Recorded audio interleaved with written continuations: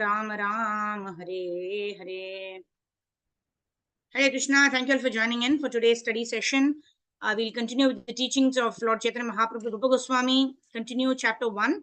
Most likely we'll complete chapter 1 today, and then we'll continue with chapter 6, which is Dhyana Yoga. So we'll start with prayers. Om Jnana Timirandasya, Jnana Anjana Shalakaya, Chakshur Unmilitam Yena, Tasmai Shri Gurave Namaha.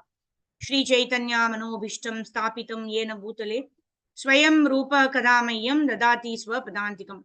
Vandeham Shri Guru Shri Utapatakamalam Shri Gurun Vaishnavamscha Shri Rupam Sagrajatam Sahaganaragunatan Vitam Tam Sajivam Sadvaitam Savadutam Parjana Sahitam Shri Krishna Chaitanya Devam Shri Radha Krishna Padan Sahagana Lalita Shri Vishakan Vitamscha Namo Vishnu Padhaya Krishna Preshthaya Bhutale Shrimate Bhakti Vedanta Swami Niti Namine Namaste Saraswate Deve Gauravani Pracharine Divisesha Shunyavadi Paschatya Deshatarine Namo Mahavadanyaya Krishna Prema Pradhayate Krishnaya Krishna Chaitanya Namne Gauradushe Namaha Panchatattvatmakam Krishnam Bhaktarupa Swarupakam Bhaktavataram Bhaktakyam Namami Bhaktashaktikam He Krishna Karuna Sindhu Dinabandho Jagatpate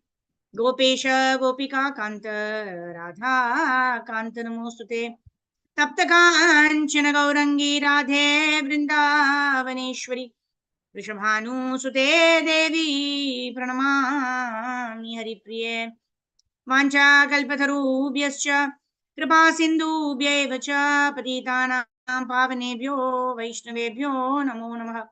Jai Sri Krishna Chaitanya Prabhu Nityananda Shri Advaita Gadadhara Shri Vasadi Gaura Bhakta Vrinda Hare Krishna Krishna Krishna Hare Hare Hare Rama Rama Rama Hare Hare Gurave Gaurachandraya Radhikaya Tarale Krishnaya Krishna Bhaktaya Tadbhaktaya Namo Namaha Mukam Karoti Vachalam Pangum Langayate Girim Yat Kripatamaham Vande Shri Gurum Dinatarinam Paramananda Madhavam Shri Krishna Chaitanya Ishwaram Harihi Om Tatsat.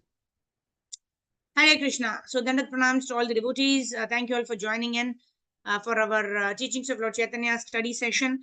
So we are on chapter number 1. Almost we are going to complete chapter number 1 today. The teachings of Chaitanya Mahaprabhu to Rupa Goswami. So yesterday we saw the 5 primary rasas, right? Shanta rasa, Dasi rasa, Vatsalya rasa, sorry, Sakya rasa, Vatsalya rasa and Madhurya rasa. So as the rasas go up, there is one additional factor that is also added. So in Sankhya Rasa, there is simply the emotion is there, but there is no actual seva. Whereas in the Dasi Rasa, there is complete servitude. And then in the Sakya Rasa, there is, along with service, there is also a feeling of being equal to the Lord, the feeling of enjoying with the Lord. The feeling to do some kind of masti, right? To do some kind of naughty activities with the Lord, right?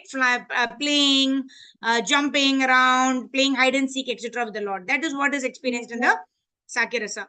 And Vatsalya Rasa is the devotee finds that he is controlling the Lord. He or she is controlling the Lord, right? Mother Yashoda, Nanda Maharaj. They feel that Krishna is under their control. It is my responsibility to teach Krishna. Otherwise, Krishna, what kind of a boy he will become when he grows up? He's stealing butter. Like that, Mother Yashoda thinks that I have to protect Krishna. That is what is the additional bhava of Vatsalya Ras. And Madhurya Ras, it's the highest level of ecstasy experienced by the devotee, where the Lord is completely under the control of the devotee and the devotee is controlled by the Lord. The Lord is eager to please his devotee and the devotee is so much eager to please the Lord. That is why it is said in Madhurya Rasa, there is transcendental competition, right? Who will please who more? The Lord is so busy pleasing the devotee is so busy pleasing the Lord, and both derive more benefits. I mean, they both derive additional pleasure simply in this transcendental exchange of love. So that is Madhurya Rasa. So these are the 5 primary rasas that we saw. But then there are, apart from these primary rasas, there are also 7 secondary rasas, like hasya, then there is virya rasa, and then there is krodha rasa, and then there is to feel pity, sometimes a ghastliness, etc. Right? So those rasas will also be described by Srila Prabhupada to the extent we can understand, right? And then Prabhupada also will start describing about who are the devotees in the Shanta rasa, who are the devotees in the Dasya rasa, Sakya rasa, Vatsalya rasa, Madhuri rasa, like that. So in this way, a complete picture of loving exchange of the Lord and his devotees are being explained in this chapter as a teaching by Chaitanya Mahaprabhu to Rupa Goswami, and in turn, Prabhupada, by quoting that, is teaching all of those rasas to you and me, isn't it? So that is the mood in which we are going to try to understand what are these different rasas.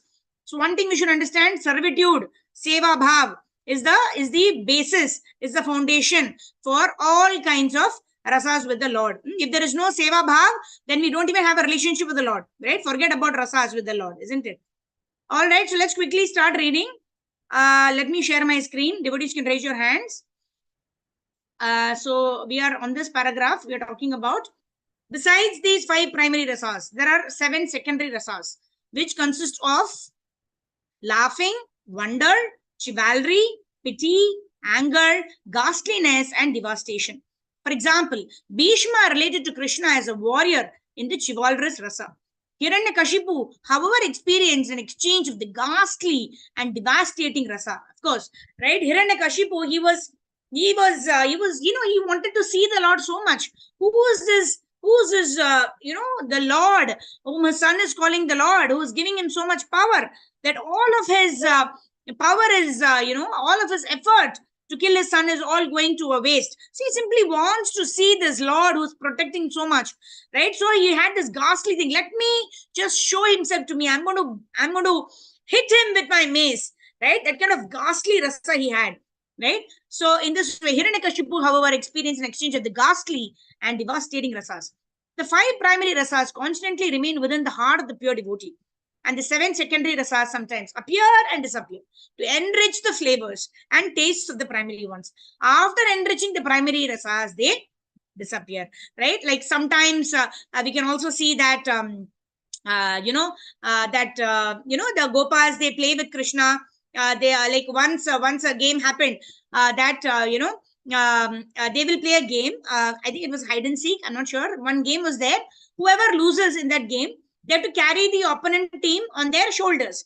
So Krishna and Balaram were in the opposite teams. So in this way, Balaram's team won. Krishna's team lost. So that is why that one Asura had come to kill. Actually, that Asura had to carry Balaram and run like that. So that in that way, that Asura was killed by Balaram, like that. So so there are various. So what is there in this? There is laughing rasa. At the end of it, they all laugh.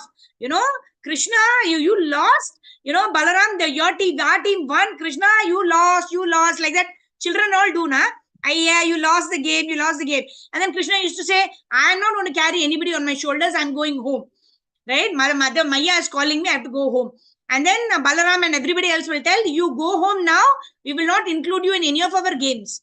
All these small children, they all get it from Krishna only. Right? I don't want to, like in the hide and seek also. I don't want to seek. I only want to hide. Right? All the children. Krishna also is like that. Everything that the children feel, all of us also have experienced that in our childhood. Right? Now we understand that all of that has come from Krishna, isn't it? And Krishna says, my mother is calling, you have to go home. And then, the teammates say, if you go now without seeking, then we will not include you in any game. And then Krishna will say, okay, never mind. I don't want to play with all of you. And then he will go. And then later on, he will come and tell, okay, I will seek, like that. So these kind of, and then they all laugh it over. Right? So in this way, laughing is a secondary rasa. And what is the primary rasa? Either Sakya rasa or Madhurya rasa or Dasya rasa, like that. Okay, so let's go ahead. Why was I saying this actually? Yeah, so the primary rasas are constant, right? That means if I am experiencing Madhurya rasa with the Lord, that is always constant. Sometimes it will have the flavor of anger, like Radharani, exhibits the man bhav. That means she's angry with Krishna. Why, Krishna went somewhere else. So that bhava of anger is only there for some time. That's a secondary rasa. But then back to primary rasa, always it comes back, right? With this, which is loving devotional service to the Lord. And here also one very important thing is that Radharani does not experience man because she is angry with Krishna. No, Radharani is never angry with Krishna. She exhibits this man bhav, or exhibits this bhava that she's angry with Krishna because Krishna likes to enjoy that kind of rasa, right? We also like sometimes, to just to pacify someone, yeah, you just tell them, I'm not at all important for you, right? For you, she's only important. And then what happens? No, no, no, no, you're only important for me. So all these kind of nonk jonk, like we call it, right? They all have their origin in the Lord only. So the Lord wants Srimati Radharani also to exhibit anger sometimes.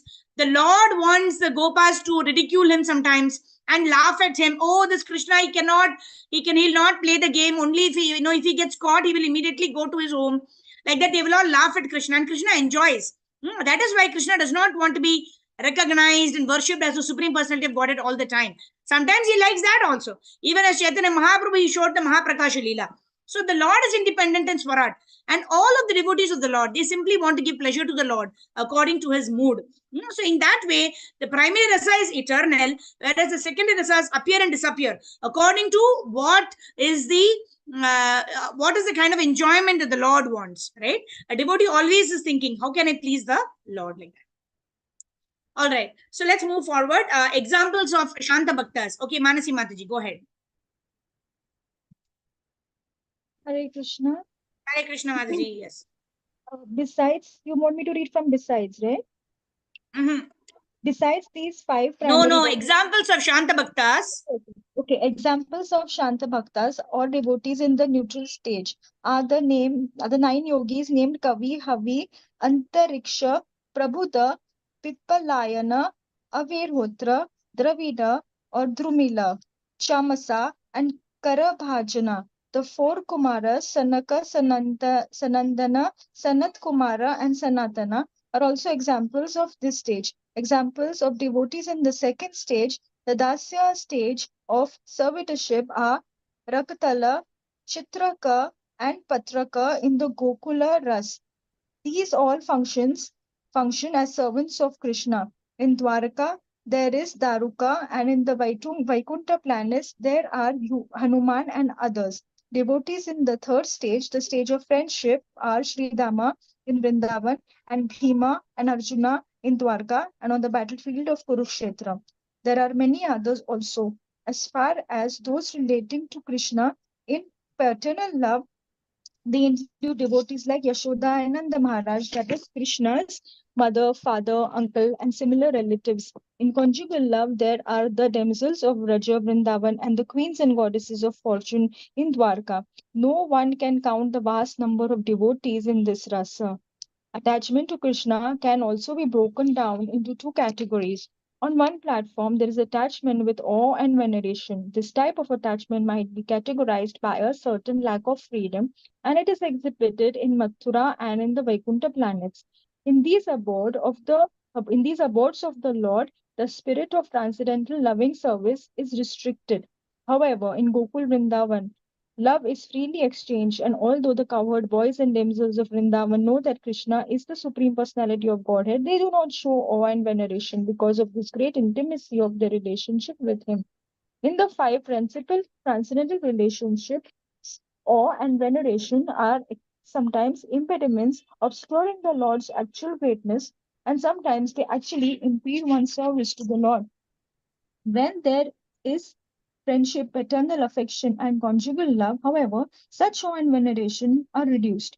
For instance, when Krishna appeared as the son of Vasudeva and Devaki, his parents prayed to the Lord with awe and veneration because they understood that the Supreme Lord Vishnu had appeared before them as the little child. This is confirmed in Srimad Bhagavatam 10.44.51. Although the Supreme Lord was present in their child, Devaki and Vasudev began to pray to him. Similarly, when Arjuna saw the universal form of the Lord, he was so afraid that he begged pardon for his dealings with Krishna.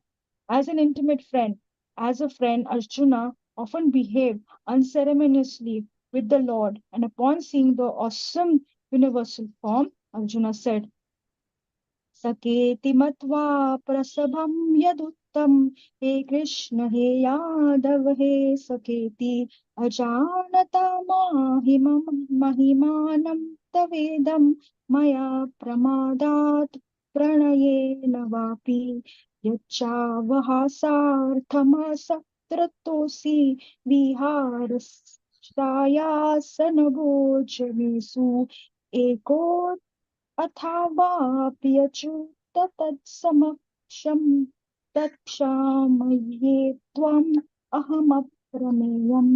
I have in the past addressed you as O Krishna, O Yadav, O my friend, without knowing your glories. Please forgive me whatever I may have done in madness or in love. I have dishonored you many times while relaxing or while living on the same bed or eating together, sometimes alone and sometimes in front of many friends. Please excuse me for my offenses. BG 11, 41 and 42. Similarly, when Krishna was playing jokes on Rukmini, she feared that Krishna might leave her and become so perturbed that she dropped the fan with which she was fanning him and fainted, falling unconscious on the floor. As far as as far as Yashoda, mother, Krishna's mother in Vrindavan, is concerned, it is stated in Srimad Bhagavatam 10.8.45. Trayachopaniषadischa Sankhya Yogeshcha Sadvate Upagimyamana Harim Shaman Yatatmajam.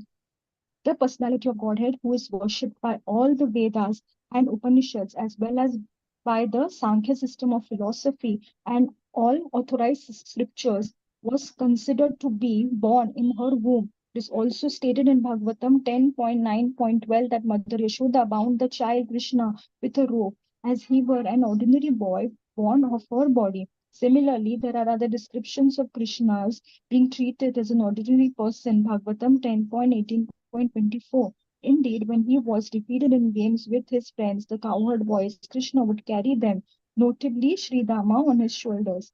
Regarding the dealings of the gopis with Sri Krishna in Vrindavan, it is described in Bhagavatam 10.36 to 40 that when Sri Krishna took Srimati Radhika alone from the rasa dance, she thought that Krishna had left all the other gopis, although they were all equally beautiful. He satisfied her in this way, and she began to think proudly, my dear Lord Krishna has left the beautiful gopis and he is satisfied with me alone in the forest. She told Krishna, my dear Krishna, I'm unable to move anymore. Now, if you like, you can take me wherever you desire. Krishna replied, come lean against my shoulder. And as soon as he said this, he disappeared. Whereupon Srimati Radhika remained we pined greatly. When Krishna disappeared from the scene of the rasa dance, all the gopis began to repent, saying, dear Krishna, we have come here and have left aside our husbands, sons, relatives, brothers, and friends, neglecting their advice. We have come to you, and you best know the reason for our coming here. You know that we have come because we are captivated by the sweet sound of your flute. But you are so cunning that in the dead of night you have left girls and women like us. This is not very good of you. The word sama means controlling the mind and keeping it from being diverted in various ways by fixing it on the Supreme Personality of Godhead. When one's mind is fixed in the Supreme Lord, he is known to be situated on the sama platform. On that Shama. platform, Not Shama, Sama, it is Shama. Shama platform. On that platform, the devotee understands that Krishna is the basic principle behind everything that is within one's experience. This is also stated in Bhagavad Gita 7.19. Such a person can understand Krishna is present in everything and is distributed all over the cosmic manifestation.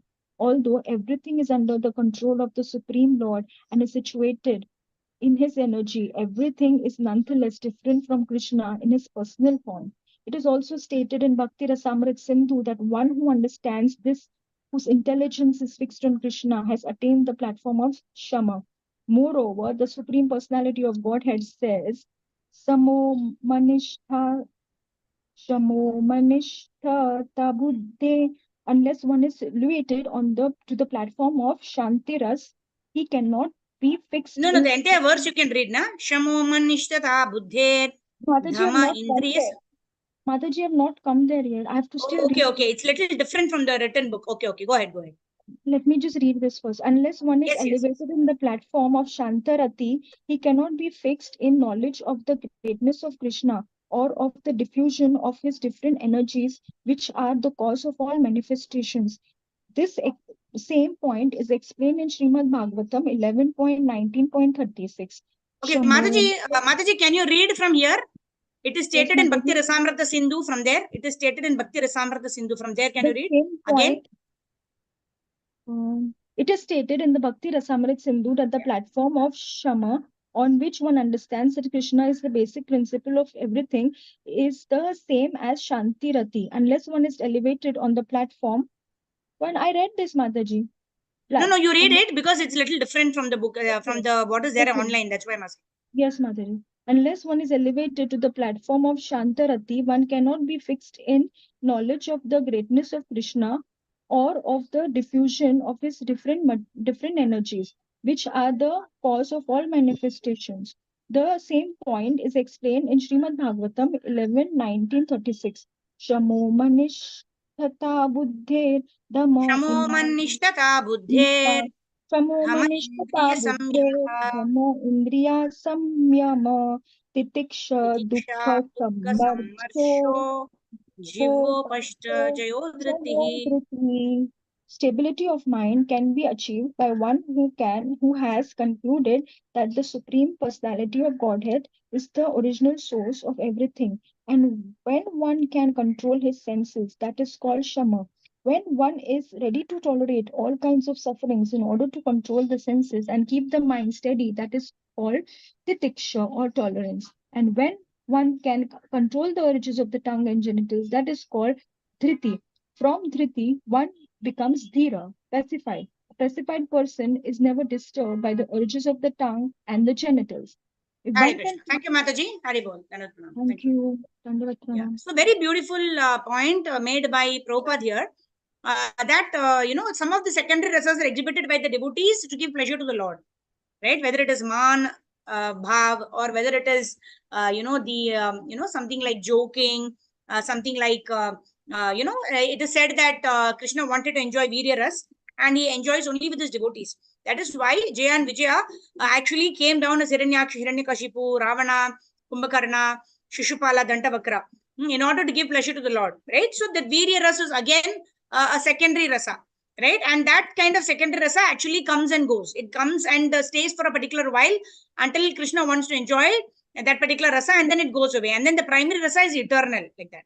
And then various rasas, like when Krishna likes to be carried on the shoulders, and Krishna likes to be ridiculed, that oh, Krishna will not like to carry his friends on his shoulders, like that. He likes to be ridiculed also sometimes, right? And then Prabhupada is also talking about how in the rasa dance, when Krishna takes Srimati Radharani separately, and that time Radharani feels a little bit of pride. This also is for Krishna to Krishna to disappear, right? Krishna wants to enact a particular bhava, and Krishna wants to do something, and Radharani immediately understands that and facilitates Krishna to perform that particular leela for his own pleasure, right? That is the role of Srimati Radharani, and that is the role of all pure devotees. They understand the heart of the Lord, and they want to give pleasure to the Lord. So they behave in such a way that the Lord gets to do what he desires for his own pleasure. That is simply the role of a devotee, right? And then Prabhupada talks about Kshama. Kshama means equanimity, equilibrium. That means one is one Shitoshna Sukha Dukkada, right? As good as that particular verse here, right? However high one may be situated even in spiritual life, one needs to have this Shama. That means Ashlishyava Padaratam Pinashtumam Adarshanan Marmahatam Karotuva Yata Tathava Vidadatu Lampato Mat Prananathastu Sa Eva Napara. Whether Krishna embraces me or Krishna leaves me alone, I am not going to put conditions to Krishna that if you do fulfill all these desires, then only I am going to serve you. That is not service. That is deal, right? That is, if the employee tells, if you don't pay me my salary, I will not work next month, isn't it? So that is not loving devotional service. Loving devotional service means if you love somebody, you serve that person irrespective of how that person reciprocates, right? Especially it is with the Lord, right? In this world, people may not reciprocate with us. If we love somebody, that person may not love us. But the Lord being the Lord, right? When Ardhamni goes and sees in Dwaraka, the Lord is simultaneously present with all of the queens, 16,108 queens in 16,108 palaces, doing 16,108 different activities, right? It's not that the Lord was always sitting in one place only, right? The Lord is doing 108 different activities in the 16,108 palaces with the 16,108 queens. And for the Lord, it's always possible, right? So the Lord can reciprocate. And what 16,108 is a small number.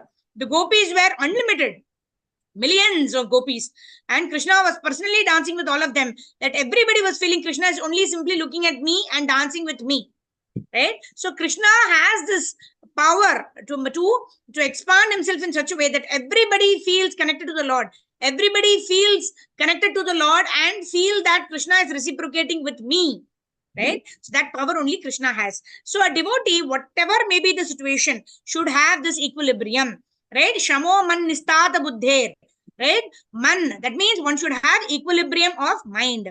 Dama indriya samyamaha, triksha dukkha sammarsho, jivo pashta jayodhritihi, right? So there are three words, important words here. Prabhupada has also quoted very nicely.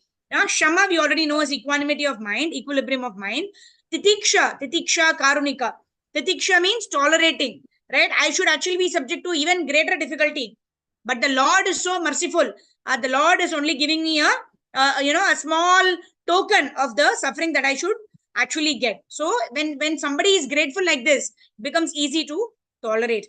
And the next is dhriti. Dhriti means to control one's senses, right? Krishna tells in Bhagavad Gita, Dhiras tatra namuyati, right?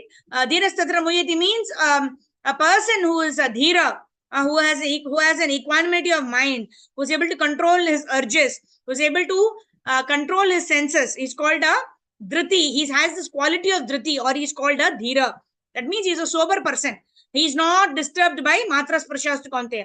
He is not disturbed when, he is not overly elated when happy situations come, nor is he completely disturbed that it affects even his devotional service when some misery occurs. Right? A devotee has equanimity of mind. Of course, he has emotions. It's not that the devotee does not have emotions, right? We want to have emotions, right? We want to exhibit those emotions to the Lord. We want to serve the Lord. Krishna is Bhava Grahi. If you do anything without any emotions, Krishna will not accept it, right? So we have emotions, but in whatever situation, we should not give up the process of devotional service. Our emotions should not cloud us in such a way that we don't want to perform devotional service. That is what is mentioned here, that we need to maintain that equanimity of mind. Come what may, I'm going to engage in devotional service. That is the stage of Nishtha, which is the preliminary stage. Beyond that only Ruchi, Asakti, Bhava, Preva and all come. Until we reach the stage of Nishtha, which is just after Anartha Nivrti. That's the longest stage. In that case, right, today we were hearing in one class that this Nishtha, that means what? The strong faith in Lord Shri Krishna. Rakshishyati Vishwaso. Completely believing that whatever happens to me, the Lord is in control. The Lord is protecting me. That kind of faith a devotee has in the Lord. And that is when Nishtha comes. And when Nishtha comes, then only the various other things like Ruchi, etc. follow. Gopitritve Varnam Taba. That means one should surrender to the Lord like the gopis of Vrindavan Dham, right? Whatever happens, whether it is Agasura, a new cave like a demon has come, they are happy to run into the cave because they know Rakshishyati Vishwaso. Krishna will protect us. There is nothing to fear like that. Okay, so one who can fix his mind on Krishna without deviation. Okay, Manasi Mataji, did you read already? Oh, do you read already? Okay, Rohini Mataji, go ahead.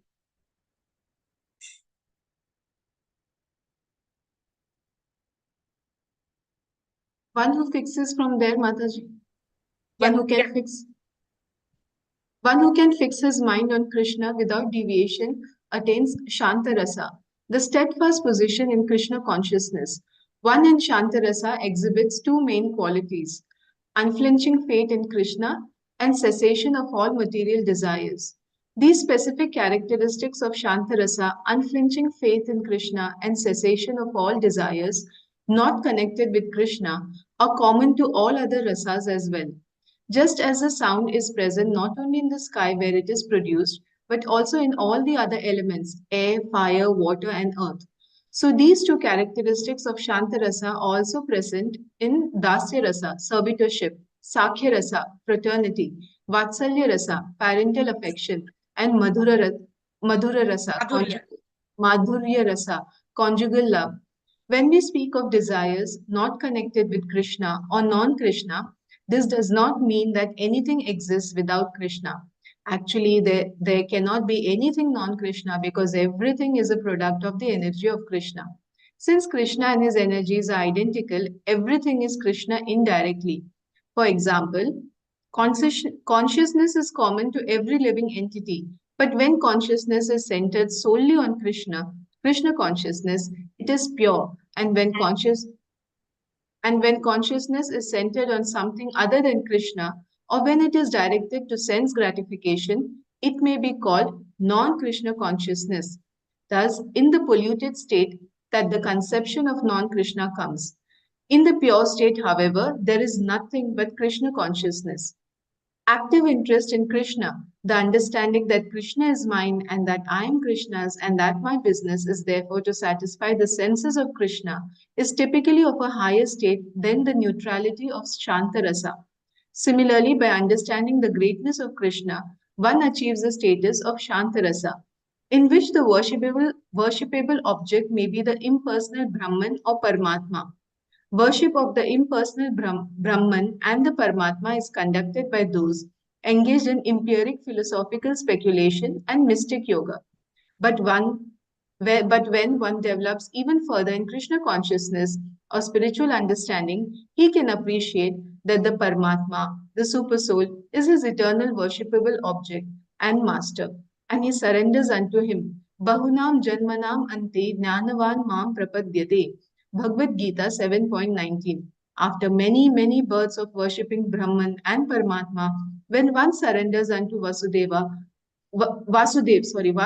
as the supreme master and accepts himself as the eternal servant of Vasudev, he becomes a great transcendentally realized soul. At that time, due to his intimate relationship with the supreme absolute truth, the devotee begins to render some sort of transcendental loving service to the supreme personality of Godhead. Thus, the neutral relationship known as the Shanta Rasa is transformed into Dasya Rasa, servitorship. On the platform of Dasya Rasa, one exhibits the greatest quantity of awe and veneration for the Supreme Lord. That is, in Dasya Rasa, one appreciates the greatness of the Supreme Lord. It should be noted here that on the platform of Shantarasa, there is no spiritual activity. But on the platform of Dasya Rasa, service begins. Thus, in Dasya Rasa, the quality of Shantarasa is exhibited, and in addition, there is a consciousness of the transcendental taste of service. In Sakya Rasa, fraternity, the transcendental qualities of Shanta Rasa and Dasya Rasa are certainly present. But beyond these, there are another quality, confidential attachment, which is pure transcendental love. This confidential attachment for the Supreme Lord is technically known as Vishrambha. On the platform of Vishrambha, there is no sense of awe or veneration toward the Supreme Personality of Godhead. Thus, in the transcendental fraternal relationships, Sakya Rasa, there are three transcendental characteristics: the sense of greatness, the sense of service, and the sense of intimacy without awe or veneration. Thus, Sakya Rasa adds one transcendental quality to the qualities of Shanta Rasa and Dasya Rasa. Similarly, on the platform of parental affection, Vatsalya Rasa, there are four qualities. In addition to the three qualities already mentioned, there is the sense that the Supreme Lord is dependent on the mercy of the devotee. As a parent of the Supreme Personality of Godhead, the devotee sometimes chastises the Lord and considers himself the Lord's maintainer. This transcendental sense of being the maintainer of the Supreme Maintainer is very pleasing to both the devotee and the Supreme Lord. The Lord instructed Srila Rupa Goswami to write the transcendental literature named Bhakti Rasamrita Sindhu, the science of devotional service, and indicate therein the substance of five transcendental relationships with the Lord: Shanta, Dasya, Sakya, Vatsalya, and Madhurya Rasa. Mataji, can someone else take it? I'm sorry. Okay, I'll read it, no problem. The Lord instructed Srila Rupa Goswami to write the transcendental literature named Bhakti Rasamrita Sindhu, the science of devotional service, and indicate therein the substance of the five transcendental relationships with the Lord: Shanta, Dasya, Sakya, Vatsalya, and Madhurya Rasa. It is explained in that great literature how the transcendental relationship of Shanta Rasa, taking the shape of unflinching faith in Krishna, is further developed into Dasya Rasa with the spirit of service, and then to Sakya Rasa or undeterred fraternity, and further to the transcendental platform of parental love, wherein one feels himself to be maintaining the Lord. All these transcendental relationships culminate on the highest platform of conjugal love, Madhurya Rasa, wherein they all exist simultaneously. Teachings of Lord Chaitanya ki jai. So I think we've discussed this in great details. So quickly to summarize this, Shanta Rasa means one is in awe and reverence. One is not yet utilizing the senses in service of the Lord. There is not yet Seva Bhava, right? One is not engaged in the service of the Supreme Personality of Godhead. And the higher to Shanta Rasa is Dasya Rasa. That means one is constantly engaged in the service of the Lord. So that Seva Bhav is the additional point from Shanta Rasa to Dasya Rasa. From Dasya Rasa to Sakya Rasa, there is intimacy, right? There is fight, there is jovia, there is jokes, there is friendship. That is between the Gopals of Vrindavan along with Krishna. So that is what is called as Sakya Rasa. That means there is a feeling of intimacy, which is much more than service bhav. But servitude is always there, right? The serving Krishna is the foundational principle of all rasas. However, it is not imbued by awe and reverence in Sakya Rasa. Right? And then Vatsalya Rasa. Vatsalya Rasa, we saw how the devotee thinks that I am maintaining Krishna. What will Krishna do if I don't feed him? What Krishna do if I don't chastise him and make him a good boy? Right? He is into stealing. Let me correct him. That is the mood of Yashoda Maya. That I have to help Krishna to become a good boy. Right? I have to maintain Krishna, who is the maintainer of all the three worlds, who is the maintainer of the spiritual and the material worlds. That is Vatsalya Bhav. And of course, Madhurya Bhav is the highest rasa, where one is completely sold out to one's beloved. Right? In that scenario, there is transcendental competition between the devotee and the Lord, and who is going to transcendently please whom? The Lord is so busy in trying to please the devotee is so busy trying to please the Lord, and in that way there is an exchange of rasa, and there is more and more transcendental pleasure that is experienced by the Lord and the devotee. So in this way, Chaitanya Mahaprabhu is explaining this to Rupa Goswami, and he asked Rupa Goswami to mention this in what is called Bhakti Rasamrita Sindhu, Nectar of Devotion. Sometime later we will take up this topic of Nectar of Devotion. Some other time we will do this book also. After we complete one of these two books, we'll start Nectar of Devotion. So in that, Rupa Goswami actually mentions, and the summary study of that is Nectar of Instruction. Nectar of Devotion, that our Srila Prabhupada is given, right? Where we are qualified only to read the first 19 chapters. Right? Beyond that, it becomes too much of Raganuga Bhakta, right? Raganuga Bhakti, right? As sadhana bhaktas, we only need to know what is our goal.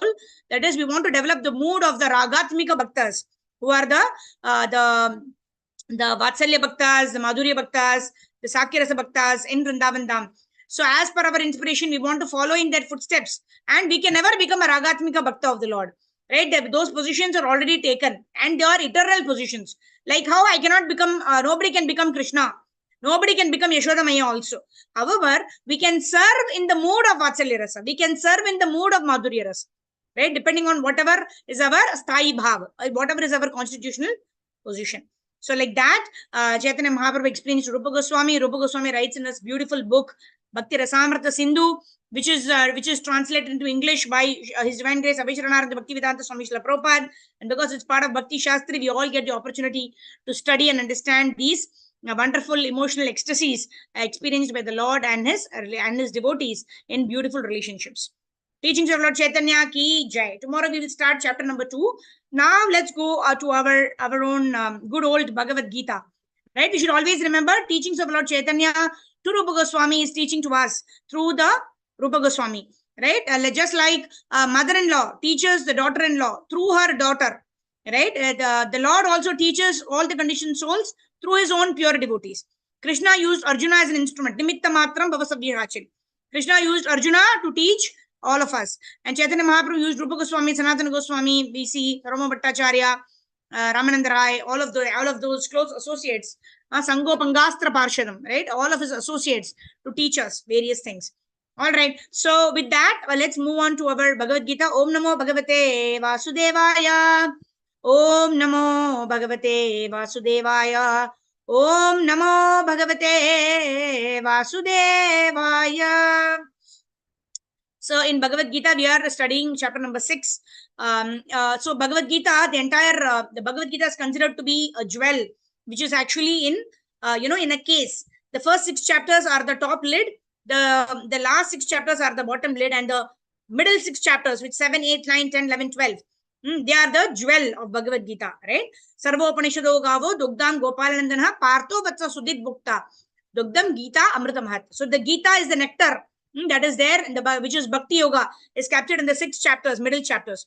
So the 6th chapter is paving a way to Bhakti Yoga, right? Initially in the 2nd chapter, Krishna was talking more about Sankhya Yoga, how the body and the soul are different. Dhiras tatra namuyati matras prashastu kaunteya sitoshna sukha dukkada. And then he said, Deinosmin yata dehe kaumaram yoganam jara na jayate mrete va kadachin nayam bhutva bhavita vana boyah ajo nitya shashvatoyam purano na hanyate hanyamane sharire. Lot of Sankhya Yoga, right? Wherein Krishna is telling that you are not this body, so don't deliberate and cry for the loss of this body, right? Because the body is made of a few chemicals. And what is more important is you have the control of your future destination. Where you are currently is because of your past karmas and your past desires. But how you make what you make of your current position is going to determine your future. So give importance to that. Don't give importance to the body and its bodily pain, right? Because if we are born in this material world, we have to be subject to the bodily pains. We have to be subject to the pains of the mind, the body, right? Why? Because this world is designated as dukkhalayam and ashashvatam. So we have to be very clear that there is going to be dukkha in this material world. But Krishna is also saying it is ashashvatam. So if happiness comes also, we need not be elated, because that is also going to pass. If suffering comes, we need not become so much depressed also, when that is going to pass.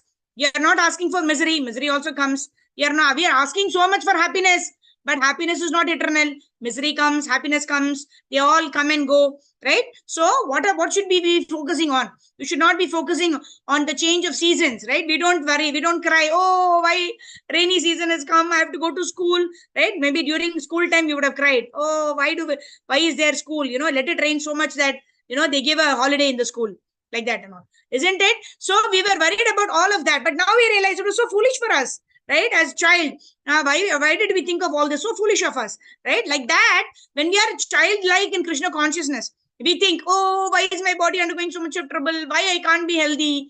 All that. But then when we become advanced in Krishna consciousness, we think, ayo, why all those? Just like rainy season, it will go in 4 months' time.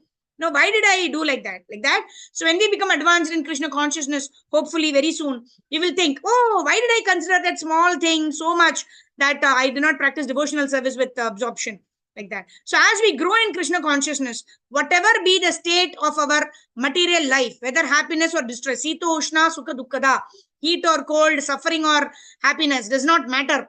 Nothing will come in the way of my performance of devotional service. So that is the test of a devotee. And Maya Devi will always put us to test, right? Just like exams have to be there. None of us like exams, right? Even Bhakti Shastri exam we don't like, but we have to give the exam. Why? Only then we can go to Bhakti Vaibhav level, isn't it? If a student passes the first standard, only he can go to the second standard. So similarly, Maya Devi gives us all these tests. We don't like the tests, but we feel happy when we pass the test, isn't it?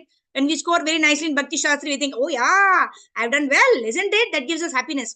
So the Maya gives us to test. And if we don't clear for some reason, we get another opportunity to write the test, right? So that is how it happens in our spiritual life also. Maya Devi is giving us a test. If we pass the test, we are so happy that we are ready for the next level of bhakti. But if we don't, then we still get another chance. Maya will give us another test, right? Until we pass, we have to be in the same level. But as we pass, we will advance. So that is what Krishna is also doing here, right? He's just talking about Sankhya Yoga, then he's talking about Karma Yoga, that whatever you do, yat karoshi, yat ashnashi, yat joshi das, yat tapashyasi konte, tat kurushu madarpanam. Okay, you do this, you do work for me. Even if you cannot work for me, you work, but you dedicate the results to me, right? Like that, Krishna is giving various instances. But in 6th chapter, Krishna is going to declare Out of all the types of yogis, right? Yoginam api sarvesham madgate antaratmana shraddhavan bhajate yomam stame yukta tamomataha. One who is rendering devotional service unto me with faith, with shraddha, he is the best. He is united with me in yoga, and I am in him. He is always in me. So this is setting the precedence for the upcoming 5-6 chapters, wherein Krishna is going to declare the Guhyatama and the Guyyatamam Jnana, the most confidential Jnana, that Bhakti Yoga is the best, right? Everything else is after Bhakti Yoga. If you cannot directly go to the path of Bhakti Yoga, then you follow the other paths. You take the staircase. But if you can enter into the lift and stay in the association of devotees and perform Bhakti Yoga, that is the modus operandi to attain Krishna Prema. That is what Krishna declares at the end of the 6th chapter. But we have not reached yet. We have not reached the end of 6th chapter yet. We are still in 6.5. We need to start from 6.5. So in 6.4, Krishna said, one is said to be elevated in yoga if he renounced all the material desires. He renounces all activities of sense gratification and he works for me, isn't it? So we also were discussing the other day how our attachment to Krishna, right? We need not focus on what we have to renounce. We simply need to focus on our attachment to Krishna. The more I'm attached to serving Krishna, I want to sing for the Lord. I want to dress the Lord very nicely. I want to do Abhishek for the Lord. I want to sing some nice bhajan for the Lord. I want to study Bhagavad Gita. I want to, when we express these desires, like in the morning class also, the Prabhu was saying, whether we like it or not, whether the desire is there or not, we express our desire, right? Not to get some name, fame, glory from the other person, right? Oh, she wants to do service in so many ways. No, not for that. But in order to develop the genuine bhava, we have to show the enthusiasm that, oh, I want to serve the Lord. Then the Lord, by seeing our sincerity, will give us the genuine desire to serve him, right? So in that way, we have to develop a desire to render service to the Lord. So when we are attracted towards the Lord, automatically we'll be distracted from material nature. We'll be distracted from the objects of material nature, right? So in this way, Prabhupada actually tells in the purport that we can be perfectly detached from sense gratification if we work for the satisfaction of Krishna. If you are perfectly attached to Krishna, then we will be perfectly detached from material nature, right? On that note, let's go ahead with 6.5. Shri Bhagavan Vacha Udaredatmanatmanam Natmanam Avasadayat Atmaiva hi Atmano Bandhur Atmaiva Ripuratmanah. Sudha Mataji, go ahead. Hare Krishna Mataji, Pranam. Hare Krishna. Dandavat Pranam, yes. Uttaredatmanatmanam natmanam avasadayet atmaiva hi atmano bandhur atmaiva ripuratmanah. Synonyms: Uddharet, one must deliver. Atmana, by the mind. Atmanam, the conditioned soul. No, never. Atmanam, the conditioned soul. Avasadayet, put into degradation. Atma, mind. Eva, certainly. He, indeed. Atmana, of the conditioned soul. Bandhu, friend. Atma, mind. Eva, certainly. Ripu, enemy. Atmana, of the conditioned soul. Translation and purport by Srila Prabhupada. Jai Srila Prabhupada. One must deliver himself with the help of his mind and not degrade himself. The mind is the friend of the conditioned soul and his enemy as well. Purport. The word Atma denotes body, mind, and soul, depending upon different circumstances.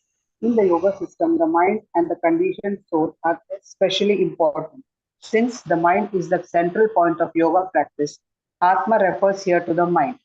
The purpose of the yoga system is to control the mind and to draw it away from attachment to sense objects. It is stressed herein that the mind must be so trained that it can deliver the conditioned soul from the mire of nescience. In material existence, one is subjected to the influence of the mind and the senses. In fact, the pure soul is entangled in the material world because the mind is involved with the false ego, which desires to lord it over material nature. Therefore, the mind should be trained so that it will not be attracted by the glitter of material nature, and in this way, the conditioned soul may be saved. One should not degrade himself by attraction to sense objects. The more one is attracted by sense objects, the more one becomes entangled in material existence. The best way to disentangle oneself is to always engage the mind in Krishna consciousness. The word he is used for emphasizing this point. That is, one must do this. It is also said, मन एव मनुष्याणां कारणं बन्धमोक्षयो बन्धाय विषयासङ्गो भुक्ते निर्विषयं मनः. For man, mind is the cause of bondage and mind is the cause of liberation. Mind absorbed in sense objects is the cause of bondage and mind detached from the sense objects is the cause of liberation. Amrita Bindu Upanishad 2. Therefore, the mind which is always engaged in Krishna consciousness is the cause of supreme liberation. Thank you, Mataji. Hare Krishna. Thank you, Hare Krishna. Yeah. So the mind is the best friend of a person who has it under control, right? It is said just like mobile phones, right? The mobile phone is a good servant but a very bad master, right? If the mobile phone is the master, then happily 24 hours will not be enough for us to browse through the mobile. Various apps it has. Facebook से LinkedIn में और LinkedIn से और क्या है वो what is that Instagram, and then you have this Yahoo email, and then you have the Gmail, and all the mobile can keep us engaged. 24 hours will not be enough for us. But if the mobile is a servant, then what I will do? I will use the mobile to satisfy my purposes, isn't it?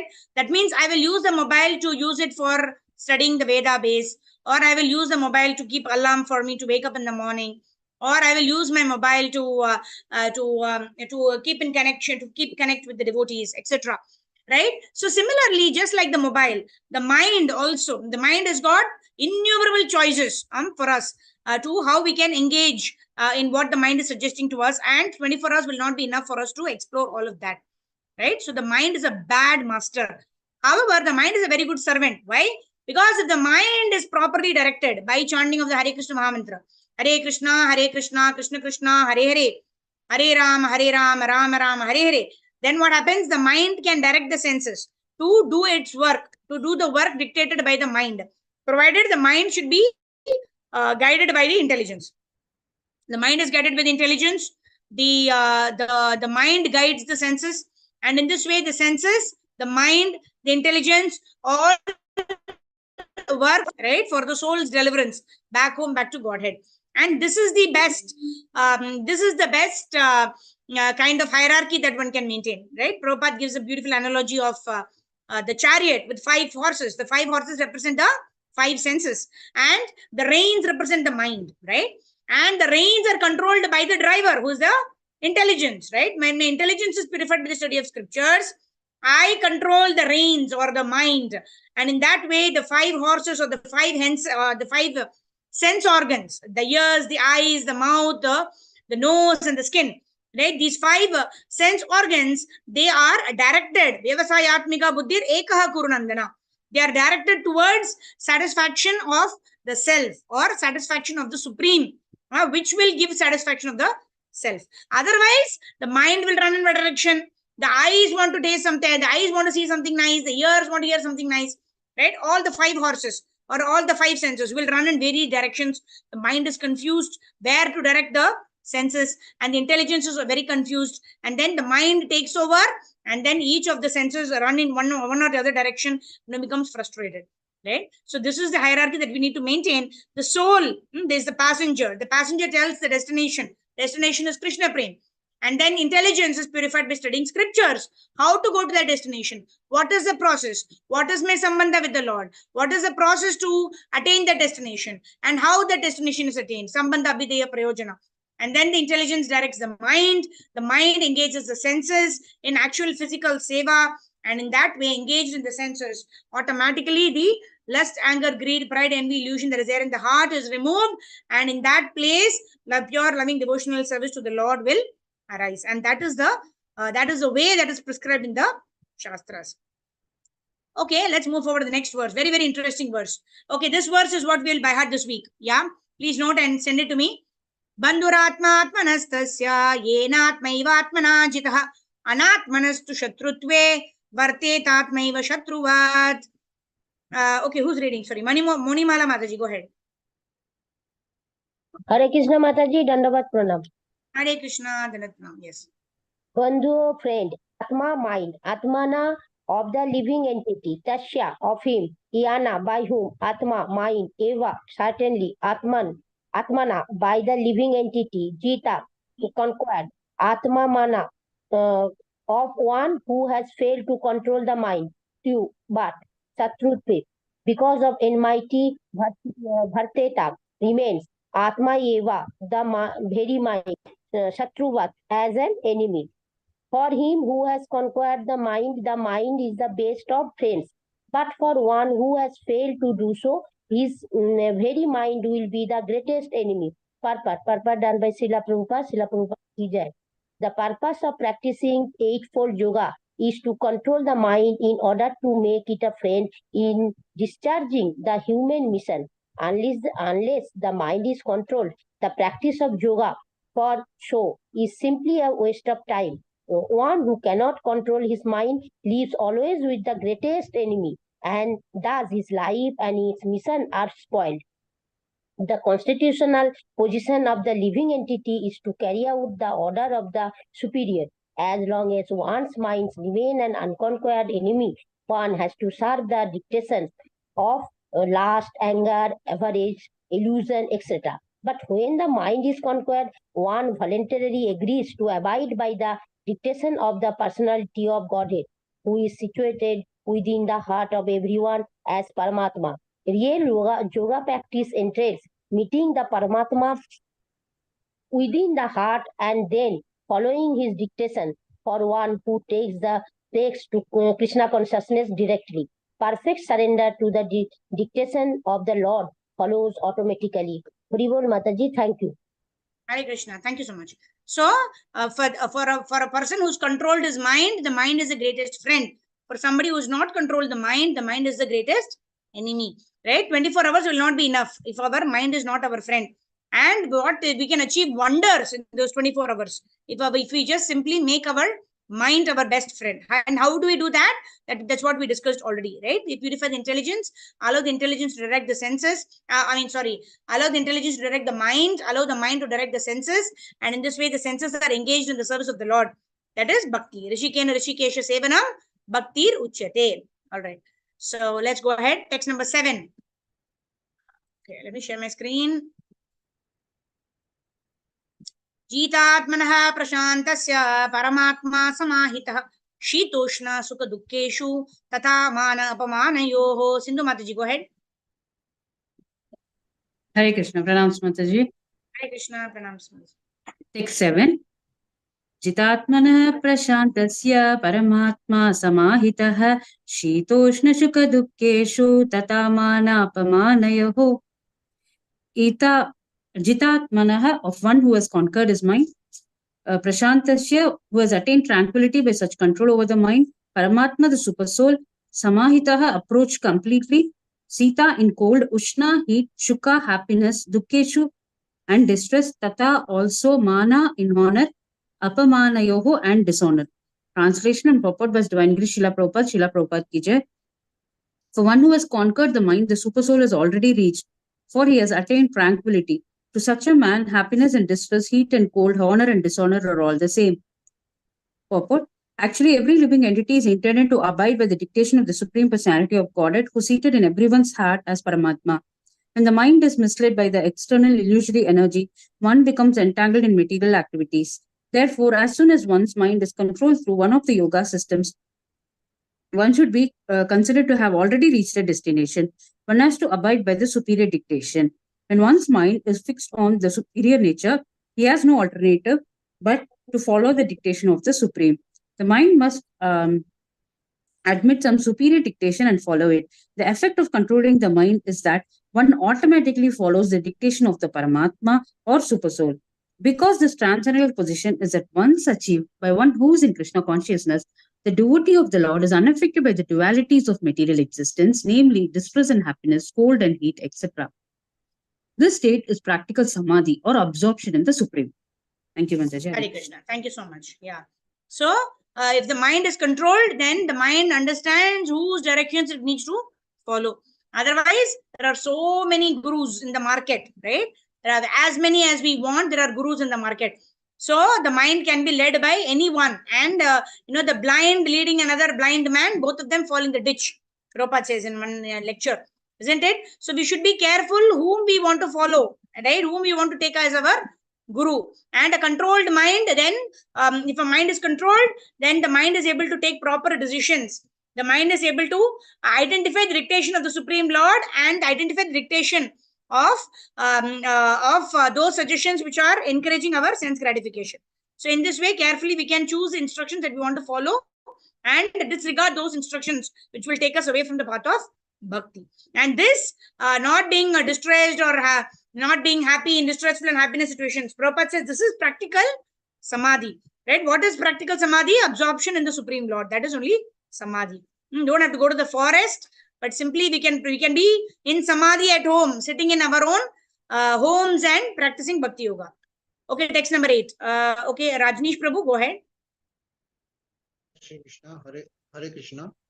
Hare Krishna, Jnana Prabhu. Vigyan Triptatma Kursto Vichitendriya Yukta Itte Yogi Samlostra Ashna Kanchana Jnana by acquired knowledge, Vijanana and realized knowledge, Trapta satisfied, Atma a living entity, Kutastaha perpetually situated, Vijita Indriya sensually controlled, Yuktaha competent or for self-realization, Iti thus, Yuket is said, Yogi, a mystic, Kama, equipoised, Lostra, tables, Asma, stone, Kanchan, gold. Translation and purport by Shri Prabhupada, Srila Prabhupada ki Jai.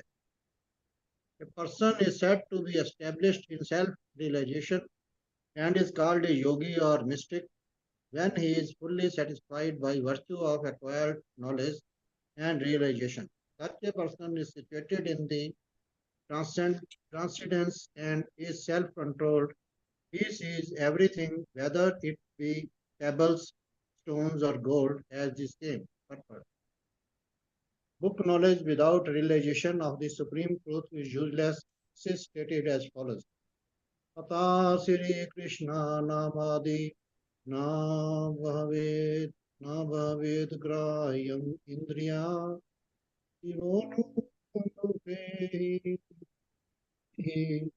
Jihivadu Swayameva surati adaha. No one can understand the transcendental nature of the name, form, quality, and pastime of Shri Krishna, though he is materially contained senses. Only when one becomes virtually saturated by the transcendental service to the Lord or transcendental name, form, quality, and pastime of the Lord revealed to him Bhakti Rasamrita Sindhu 1.2.234. This Bhagavad Gita is the science of Krishna consciousness. No one can become Krishna conscious simply by mundane scholarship. One must be fortunate enough to associate with a person who is in pure consciousness. A Krishna conscious person has realized knowledge by graces of Krishna, but because he is satisfied with pure devotional service. By realized knowledge, one becomes perfect. By transcendental knowledge, one can remain steady in his convictions, but by mere academic knowledge, one can be easily deluded and confused by apparent contradictions. It is the realized soul who is actually self-controlled because he is surrendered to Krishna. He is transcendental because he has nothing to do with mundane scholarship. For him, mundane scholarship and mental speculation, which may be as good as gold to others, are no longer valued than pebbles or stones. Hare Krishna. Hare Krishna. Thank you, Prabhu. Yeah. So the vision of a Krishna conscious person is different. It's not that a Krishna conscious person performs different activities or does things differently. No. A Krishna conscious person also goes to the office, gets up in the morning, does cooking in the home, goes to office, works in the office, comes back, takes care of the children, takes them for tuition classes, whatever may be. right? But all of these activities are same for a devotee or a non-devotee. But a devotee understands by the mercy of the Lord the vijnana, right? What is there in the head is jnana. That means what we study and acquire. That is there in the head. But that jnana to become vijnana or to be applied in our day-to-day life needs the mercy of the Lord. That is why it is said, Ata Shri Krishna Namadi na bhaved grahyam indriyahi. With our indriya, with our senses, we cannot understand the Supreme Personality of Godhead. We will not understand the application. I always love this example of mathematics formula. You may know all the formula, but unless you know which formula has to be applied for which problem, right? You don't get marks. You cannot solve the problem. Similarly, life is throwing us a lot of challenges. We've studied Bhagavad Gita, but if we've shown our sincerity to Krishna, Krishna will give us the intelligence. So which verse of Bhagavad Gita is to be applied in which situation, so that we can work in a way that pleases Krishna. That requires vijnana. That requires realized knowledge, and that can be obtained only by sevon mukhehi jivado swayam eva suratyadaha. The Lord reveals the transcendental knowledge to those who are sincere in following those instructions of Lord Shri Krishna. Okay, text number 9. Suhranmitrari udasina madhyastadvesha bandushu sadhushyapi cha papeshu samabuddher vishishyate. Okay, who's reading? One second. Oh, let me share my screen.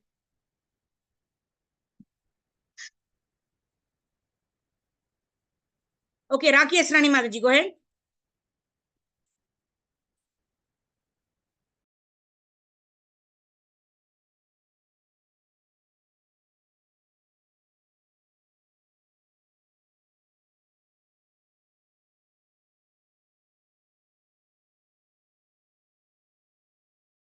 Hare Krishna, Dandavat Pranam. Synonyms. So, Surata, to well-wishers by nature. Mitra, benefactor with affection. Hari, enemies.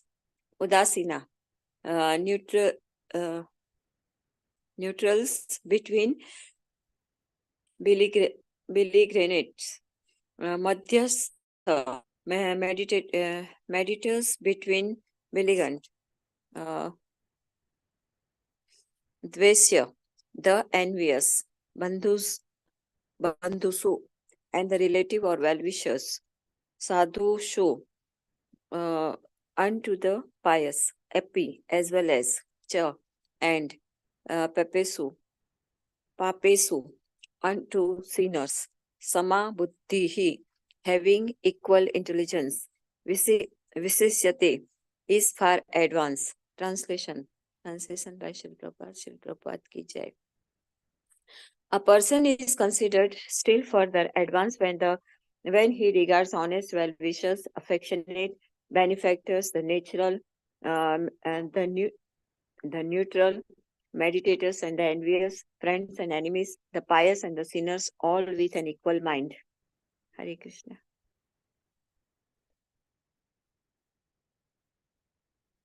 Mataji, you are muted.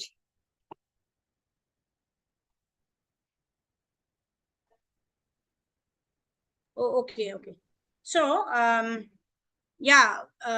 what was I saying? Yeah, Vidya Vinaya Sampanne Brahmane Gavi Hastini Shuni Chaiva Shwapakecha Panditaha Samadarshinaha. Right? So that is the vision of a devotee. It does not see any person from the external platform, from the external bodily features. We also studied that very recently in Nectar of Instruction. A devotee does not regard, the birth, the family in which a devotee is born, or the complexion of a devotee, or if a devotee has got any kind of some kind of what do you call, disease or whatever may be.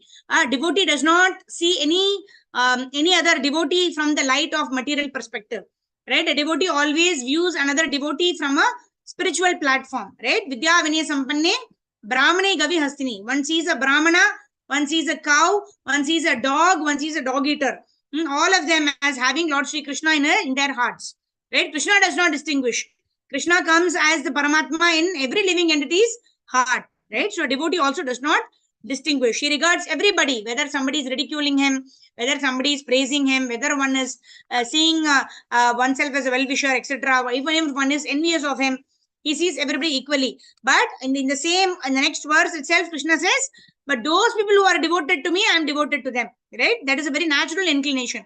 If somebody is helping us, serving us, then we are more inclined to that such a person. Does not mean that the Lord is partial, but that is a natural nature of a living entity that comes from the Supreme Lord himself, right?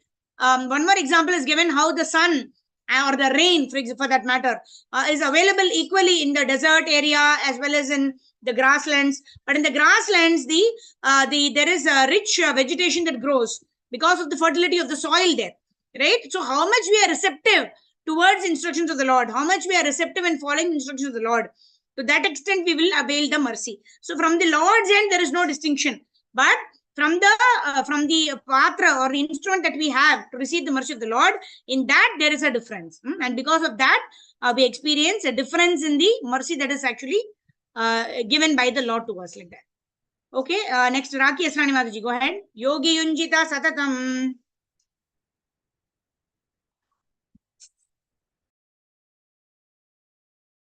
Unmute myself. Yes, Mataji, audible.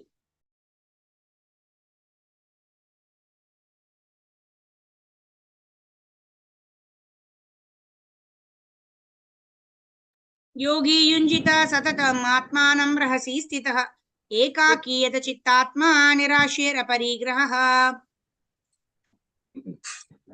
Mataji, you're audible. Go ahead. Yes, Mataji. Mataji, one word is to be hidden. Yogi, a transcendentalist. Yunijita must concentrate on in Krishna consciousness. Satakma, constantly. Atmanam, himself by body, mind, and self. Rahasi, in a scheduled place. Sitaha, being situated. Ekaki, alone. Yata chitta atma, always careful in mind. Nirash, without being extracted by anything else. Aparigraha, free from the feeling of possessiveness. Translation. अरे ऊपर थोड़ा scroll करना Mataji. Scroll a little bit upwards, not to be seen actually. A transcendent should always engage his body, mind, and self in relationship with the Supreme. He should live alone in a secluded place and should always carefully control his mind. He should be free from desires and feelings of possessiveness. Purport. Krishna is realized in different degrees as Brahman, Paramatma, and the Supreme Personality of Godhead. Krishna consciousness means concisely to be always engaged in the transcendental loving service of the Lord. But those who are attached to the impersonal Brahman or a localized super soul are also partially Krishna conscious, because the impersonal Brahman is the spiritual ray of Krishna and the super soul is the all-pervading partial expansion of Krishna. Thus, the impersonalist and the meditation are also indirectly Krishna conscious. A directly Krishna conscious person is the topmost transcendentalist, because such a devotee knows what is meant by Brahman and Paramatma. His knowledge of the absolute truth is perfect, whereas the impersonalist and the meditative yogi are imperfectly Krishna conscious. Okay, thank you, Mataji. We'll ask Karpagavalli Mataji to read this. We'll end with this verse. Okay, I think Vrishabhanu Kanya Mataji, Manasi Mataji all have read. Okay, Karpagavalli Mataji, go ahead. Nevertheless. Yes, Mataji. Thank you, Mataji.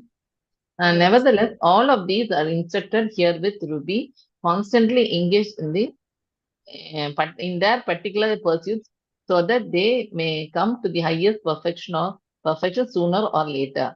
The first business of a transcendentalist is to keep the mind always on Krishna.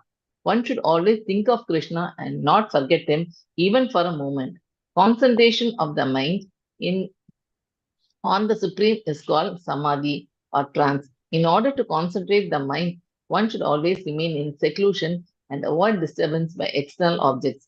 He should be very careful to accept favorable and reject unfavorable conditions and that affect his realization. And in perfect determination, he should not take hanker after unnecessary material things that entangle him by feelings of possessiveness. Shall I continue, Mataji? Yeah, go ahead. As these perfections and precautions are perfectly executed,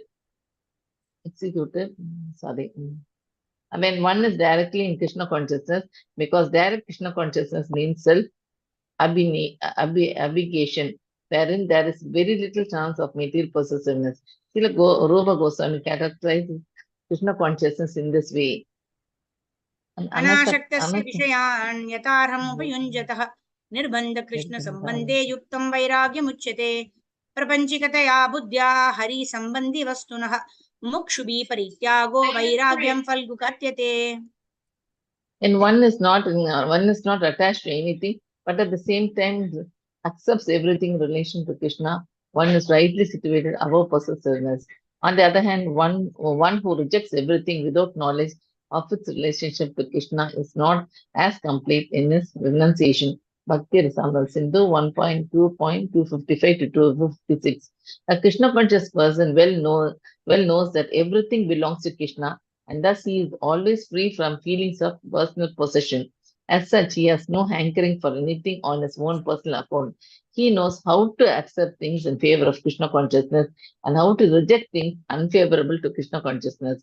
He is always aloof from material things because he is always transcendental, and he is always alone, having nothing to do with persons not in Krishna consciousness. Therefore, a person in Krishna consciousness is a perfect yogi.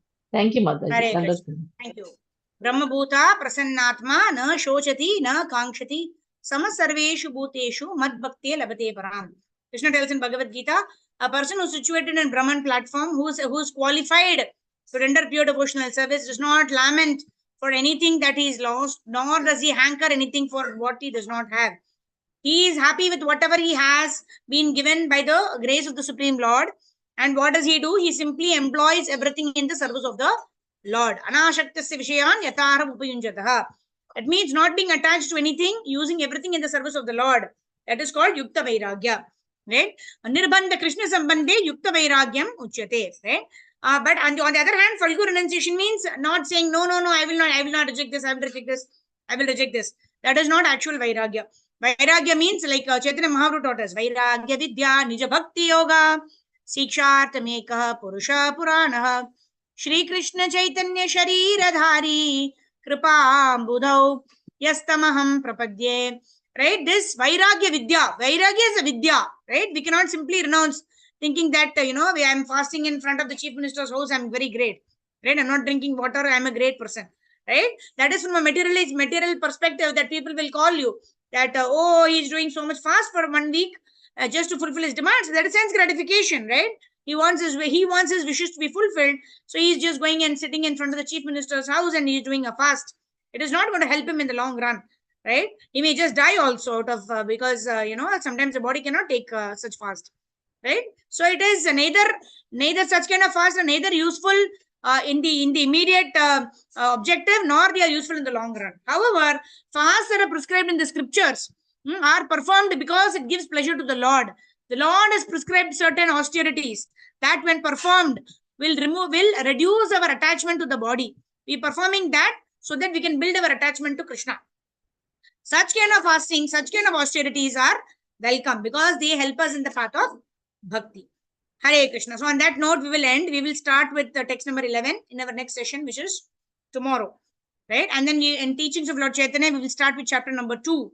So again, my sincere gratitude to all the devotees for your selfless, magnanimous contribution for the new Zoom account.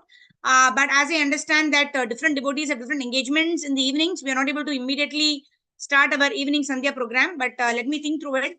We'll find out a proper time which is suitable for everybody. In case we arrive at something like that, then we will start our evening Sandhya. Until then, we will continue with our 5 a.m. morning chanting and 12 p.m. Indian Standard Time for our TLC and Bhagavad Gita sessions. Jagadguru Srila Prabhupada ki jai. Grantraj Teachings of Lord Chaitanya ki jai. Grantraj Srimad Bhagavad Gita ki jai. Jagadguru Srila Prabhupada Srila Gurudev ki jai. Ananta Koti Vaishnava Vrind ki jai. Nitai Gaur Premanande Hari Hari Bol. In case any of you have any questions or queries, you may raise your hands, and then others whose hands are raised for reading may lower your hands. And then we will quickly do Harinam Sankirtan, and devotees can switch on your cameras and properly phrase your queries if you have any, and then you may ask at the end of 2 minutes. Oh, it's 1:30. Okay, we will be more controlled in our time from next session. Nama Om Vishnu Padaya Krishna Prestaya Bhutale Srimate Bhakti Vedanta Swaminiti Namine Namaste Saraswate Deve Gauravani Pracharine Nirvishesha Shunyavadi Asyaksharishadharine Jaya Shri Krishna Chaitanya Prabhu Nityananda Shriya Dvaita Gadadhara Srivasadi Gaura Bhakta Vrinda Hare Krishna Krishna Krishna Hare Hare Hare Rama Rama Rama Hare Hare Hare Krishna Krishna Krishna Hare Hare Hare Rama Rama Rama Hare Hare Jaya Gauranitai Jagannatha Baladeva Jaya Subhadrama Jaya Sudarshana Jaya Bala Gopal Jaya Prahlad Narsingha Jaya Prabhupada Jaya Jaya Prabhupada Gurudev Nitai Gaur Hari Bol Nitai Gaur Hari Bol Harinam Sankirtan ki jai Jagat Guru Srila Prabhupada Srila Gurudev ki jai Anant Koti Vaishnava Vrind ki jai Vancha Kalpatarubhyascha Kripa Sindhu Bhyevacha Patitanam Pavanebhyo Vaishnavebhyo Namo Namah Anant Koti Vaishnava Vrind ki jai Srila Prabhupada Srila Gurudev ki jai Nitai Gaur Premanande Hari Hari Bol. Actually, I was thinking we can have a show of hands. Should we do Monday, Tuesday teachings of Lord Chaitanya and Wednesday, Thursday, Friday Bhagavad Gita instead of having both on the same day? Okay, we'll devotees can unmute themselves now. So we'll seek your views, and ours is a democratic country. So maximum votes for which option we will do that option. Okay. Okay. So for option number 1 is Bhagavad teachings of Lord Chaitanya on Monday and Tuesday, and Wednesday, Thursday, Friday we will do Bhagavad Gita. Right? Is that okay? How many are okay with this option? Okay. We have 5 out of 16. 1, 2, 3, 4. Okay. Okay. All right. Wonderful. So 9 out of 16. Okay. So we are not going for the other option. Thank you very much. So this is what we will do. That we will do. So tomorrow is what day? Tomorrow is Wednesday. So we will do Bhagavad Gita. So Wednesday, Thursday, Friday, we will do Bhagavad Gita. Monday, Tuesday, we will do teachings of Lord Chaitanya. Jagat Guru Srila Prabhupada Srila Gurudev ki jai. Anant Koti Vaishnava Vrind ki jai. Nitai Gaur Premanande Hari Hari Bol. So everyone can unmute themselves now, right? I hope so. Yeah. So any queries or questions or realizations anyone wants to share? Okay, wonderful. You're half an hour late, and this is the response I can expect. All right. Thank you very much. Jagat Guru Srila Prabhupada ki jai. Srila Gurudev ki jai. Nitai Gaur Premanande Hari Hari Bol. So if you do one book, we will start on time and we'll end on time. All right. So in this way, I can please all the Vaishnavas. Thank you. Hare Krishna. Srila Prabhupada. Hare Krishna.